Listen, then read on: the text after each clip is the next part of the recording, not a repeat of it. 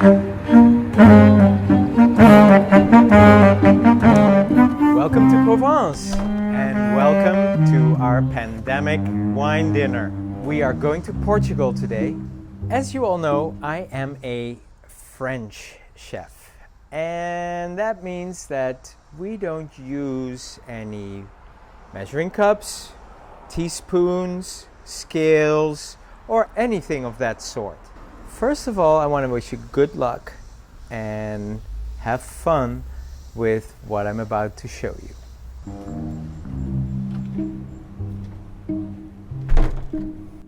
A minha velha casa, por mais que eu sofra e ande, é sempre golpe de asa, varrendo campo grande. Aqui no meu país, por mais. What we're going to make is a cheese soufflé, but it's not a traditional cheese soufflé that you eat out of a ramekin, but it's going to be a cheese soufflé that you are going to be eating out of a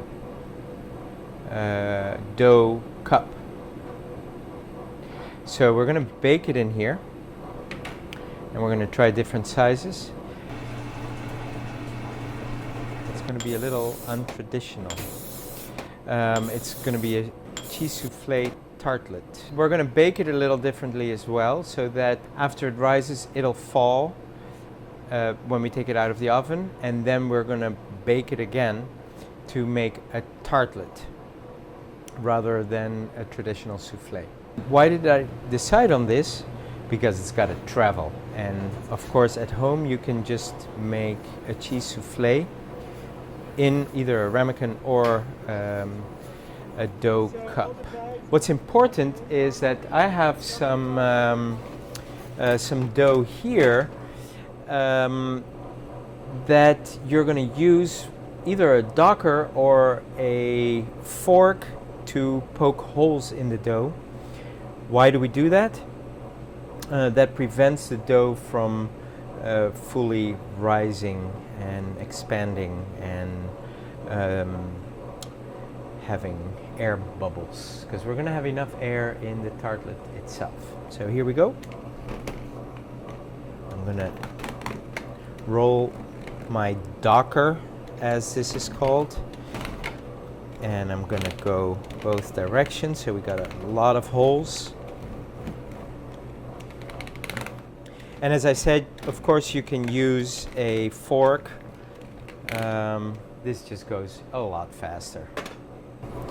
And then I'm gonna press the dough into the cups. And you can either let the dough stick out like this, or you can take a paring knife and cut the edges off. And we're going to be using two different cheeses. We're going to use some Gruyere, put a little bit of Parmesan cheese inside the dough. Now traditionally you do that inside the ramekin, and that's been done so the soufflé will not stick to the side of the ramekin.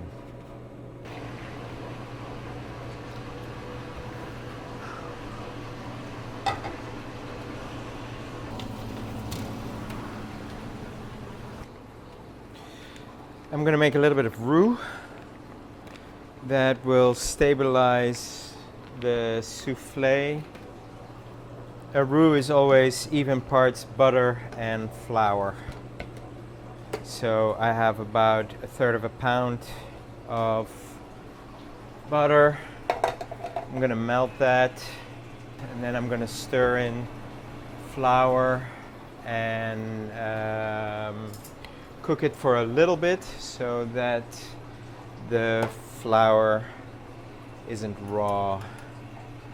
Then I'm going to thicken the milk with the roux and stir in the egg yolks And once the egg yolks are stirred in, we're going to flavor it a little bit, add the cheese, and when the cheese is all added, of course we're going to taste it a little bit. When the cheese is all added, then I'm going to fold in the egg whites. So we're going to whisk the egg whites to a nice foam and then fold those in.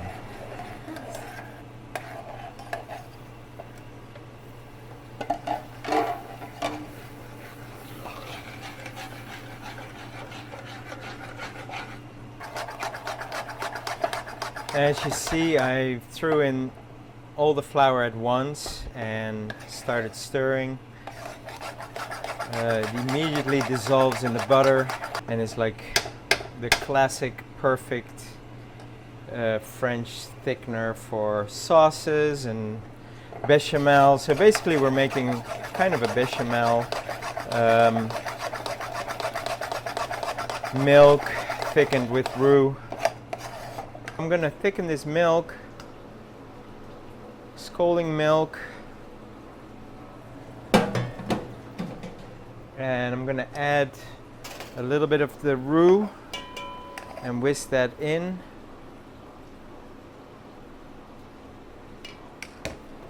So it thickens up, and as you can see, it's getting nice and thick right now. Time to add some cheese.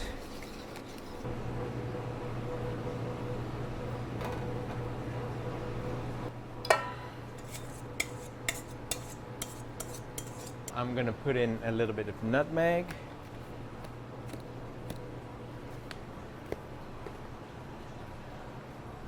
Let's give it a little bit of a kick.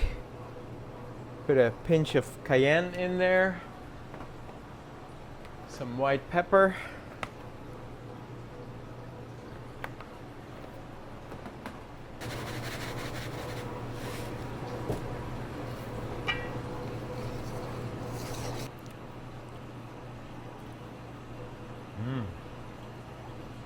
Perfect. All right, I'm gonna let this sit. It'll cool off just a little bit, which is what we want. Because we don't want the egg whites to cook before they get in the oven. So if the temperature is too warm on the mixture, the eggs will immediately start cooking while I'm folding them in, coagulating, and that's not what you want. To get nice peaky egg whites, we want to make sure that your bowl is completely grease-free. And in order to make your bowl grease-free, you can use some vinegar. Clean bowl, use some vinegar or lemon juice or anything acidic, and that'll take the last bits, because there's always some grease residue in your bowls. You can scrub and scrub and scrub, but you want it to be completely grease-free. I'm gonna add my egg whites at room temperature. My egg whites into the bowl. Start with a tiny pinch of salt.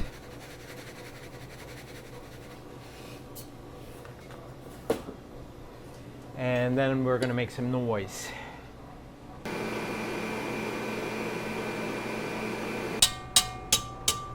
Nice peaks, as you can see. That's what we're looking for.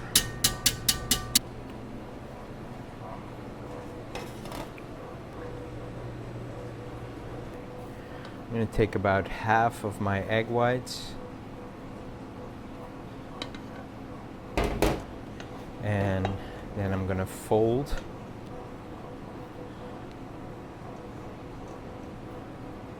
And this is the important part of the souffle. So if you fold it too tight, you're going to lose the egg or the air inside the egg whites. So you gently fold the outer to the inner while turning your bowl. You see how this mixture from being this consistency gets to this consistency. And don't worry, I will give a recipe to go with this so you have the exact measurements of everything. Okay, so when the egg whites are folded in, I'm going to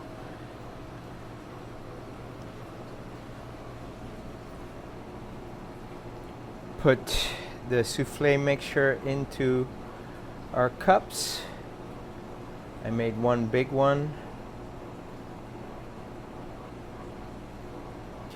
When you make a souffle without the crust, you want to make sure that the rim is really clean. So after you fill your cup, you take a towel and you're gonna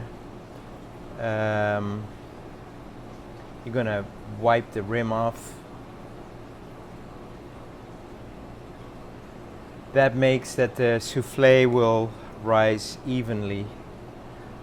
If it gets stuck to the rim, to the top of the rim, your souffle will not rise evenly. Okay, so I've preheated my oven to about 400 degrees, and when I'm putting the souffle in, I'm going to turn it down to 375.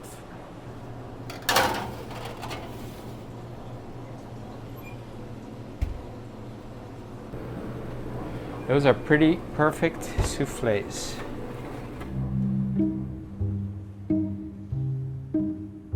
A minha velha casa, por mais que eu sofra e ande. There you have it.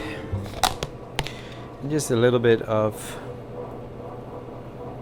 green on the plate.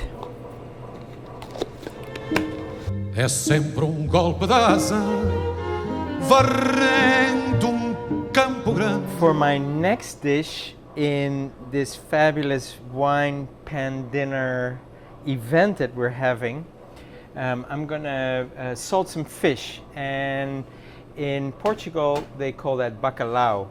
And traditionally there's cod, halibut being salted, and the tradition comes from when the Portuguese were fishing up in the Arctic, and they had of course no way of cooling their fish or freezing their fish, so they would salt it on the ships.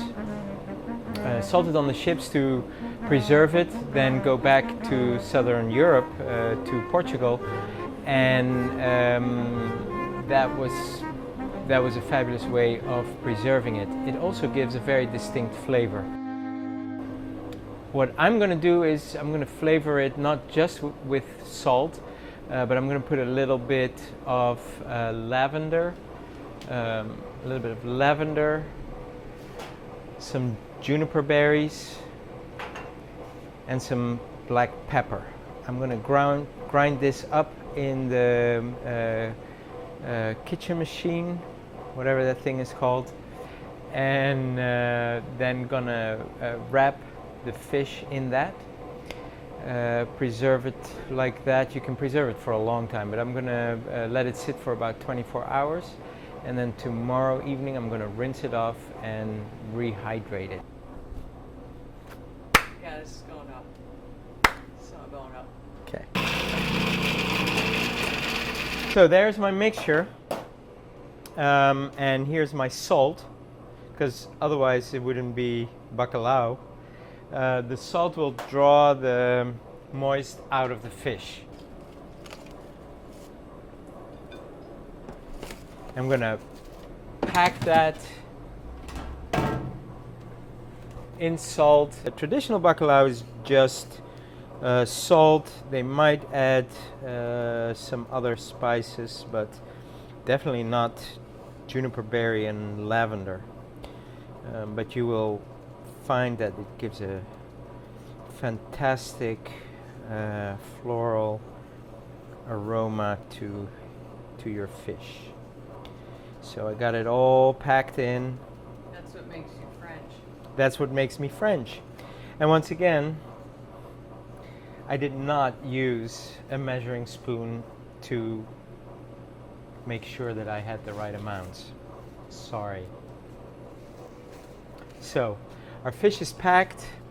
I'm going to take a little piece of saran wrap.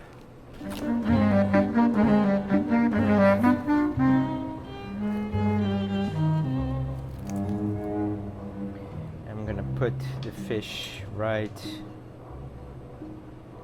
on there.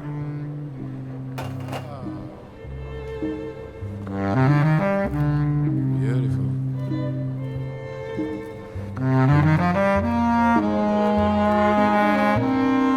Make it as airtight as possible.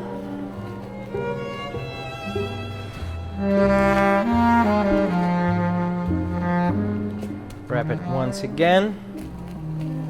And then tomorrow morning I will drain it and put it on a tray to dry further. But right now I just want this salt to penetrate the fish. That's it.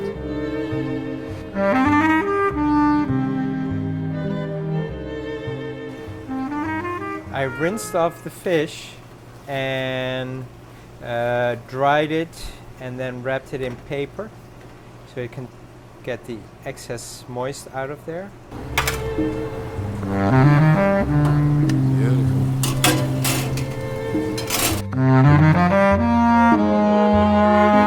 We're gonna sear the mahi, pan sear the mahi, and then we're gonna top it with the fish that is roasting. That fish is gonna give all the flavor to this fish right over here. It's gonna be delicious. And we're also gonna roast a couple of asparagus.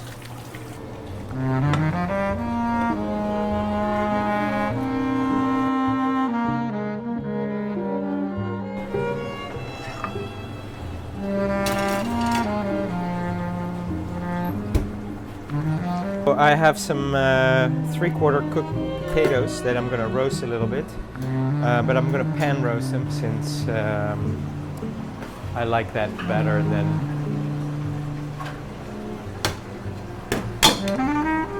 The potatoes have been cooking in the mixture of oil and butter.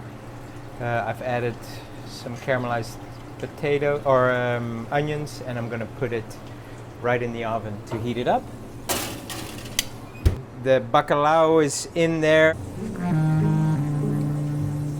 In the meantime, I'm gonna sear these pieces of mahi.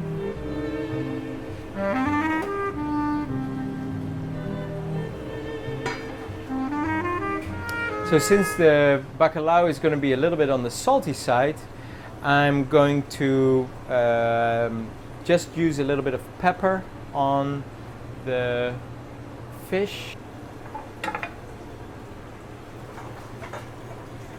Make sure your oil is really nice and hot.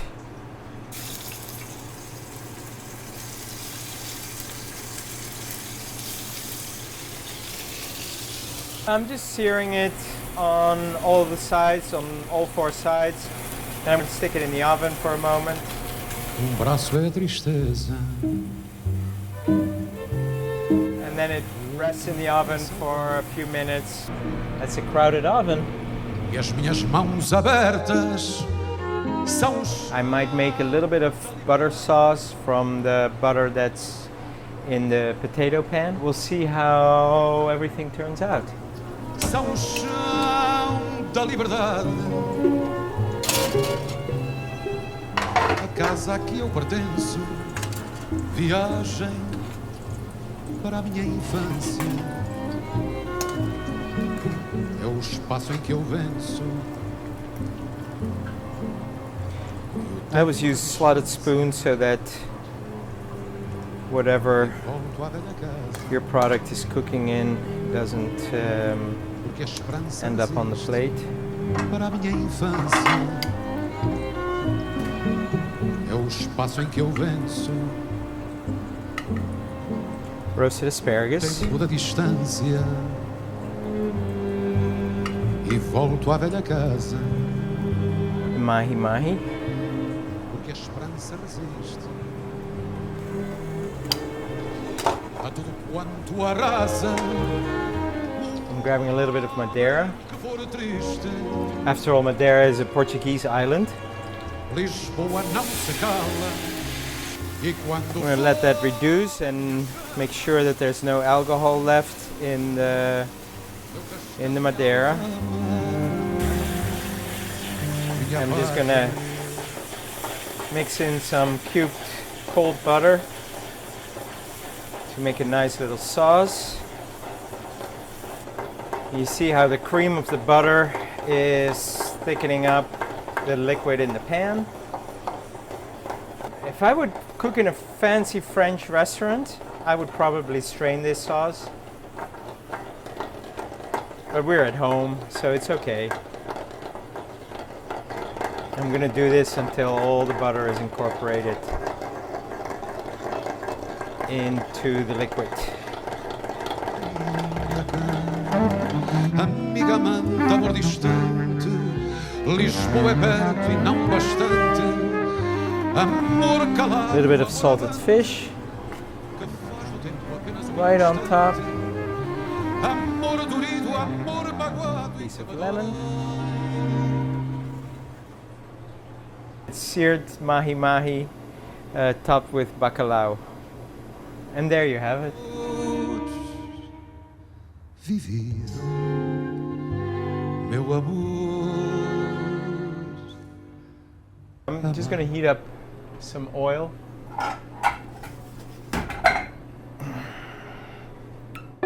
I'm gonna attempt to make a tiny little batch of batter, but let's cut all this. Cut! Sonios are little beignets and they're rolled in granulated sugar. I got 2 eggs already. I'm gonna need a little bit of flour. We need some butter.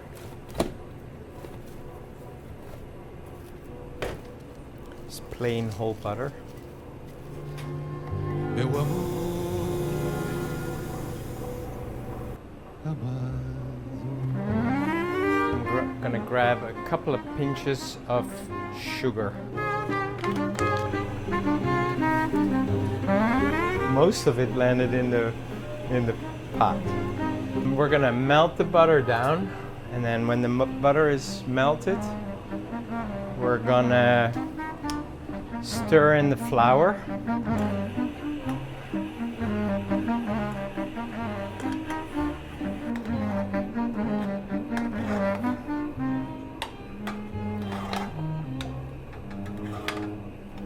And when all the flour is incorporated into the water and butter mixture, we're gonna set it. We're gonna set it for just a moment to cool down a little bit before we put our eggs in. I'm gonna stir those in. That's the old-fashioned way. I want to incorporate all the egg without letting it cook. That's what makes it rise. Just like in a souffle, the egg is what makes the batter rise. And when the eggs are completely incorporated, our batter is done.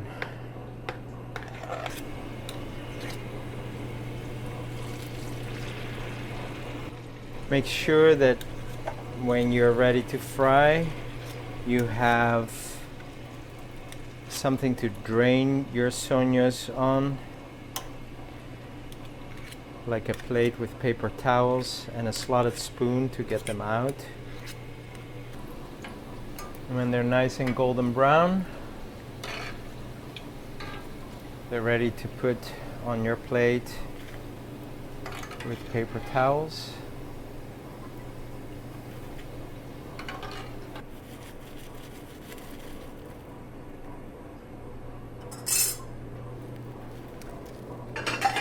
Take a second plate.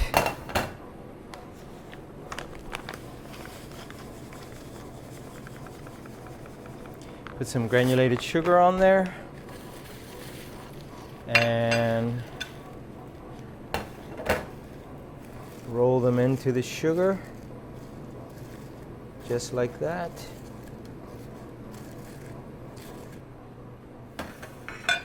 And if you have any of your wine left, it'll go wonderfully with this. Or, of course, you could have just some coffee or tea with this. Thank you all so much for joining us for the first wine pen dinner. It was a pleasure to have you here, and I hope that you've learned some new techniques and some new recipes. And we're looking forward to seeing you for the next wine dinner that will be 2 weeks from now.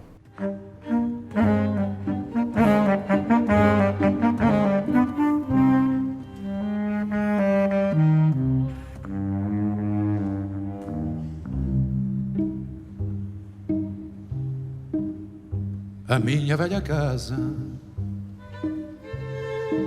por mais que eu sofra e ande,